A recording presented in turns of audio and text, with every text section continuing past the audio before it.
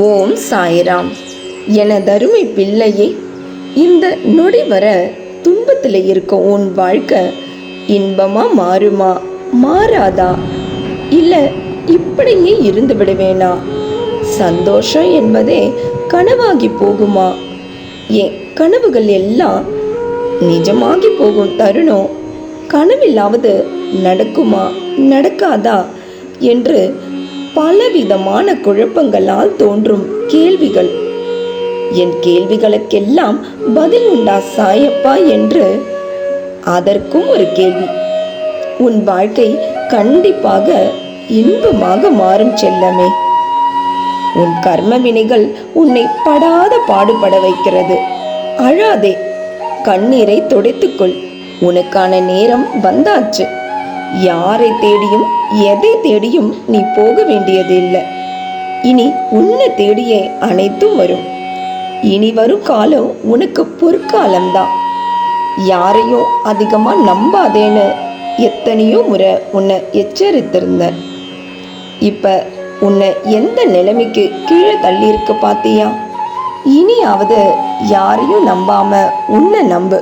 உன்னுள்ள இருக்கிற என்ன நம்பு, அது போதும். யாரும் நீ நம்புற அளவுக்கு உன்கிட்ட நம்பிக்கைக்குரியவங்களா இருக்க மாட்டாங்கங்கிறத புரிஞ்சு செயல்படு. நீ செல்லும் பாதையில ஏற்படுற ஒவ்வொரு தடைகளும் இனி வெற்றி படிக்கட்டுகளா மாறப்போகிறது. எப்ப உன் பாதையில நிறைய தடைகள் வருகிறதோ, இதுதான், இந்த இடம்தான் நீ வெற்றி கிரீடம் சூட்டக்கூடிய இடம். இதுதான் உன்னோட முன்னேற்ற பாதை. இதுதான் உன் வாழ்க்கையும் கூட. உன் பாதையில தடையே இல்லைன்னா அது உன்னோட பாதையே இல்லை, அது வேற யாரோடைய பாதை. தவறு செஞ்சு திருத்திக்கிட்ட விஷயத்த மறுபடியும் செய்யாத. உன் பாதையில போய்கிட்டே இரு.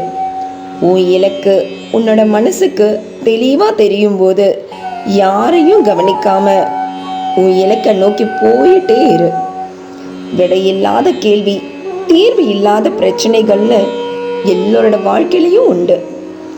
எல்லாவற்றையும் சிரிச்சுக்கிட்டே கடந்து செல்வதில் தான் உன்னோட சாமர்த்தியமே இருக்கு. இன்று செவ்வாய்க்கிழமை. உன் கர்ம வினையோட போராடிக்கிட்டு இருக்க உனக்காக உன் பிரியமான முருகனோட வந்திருக்கேன்.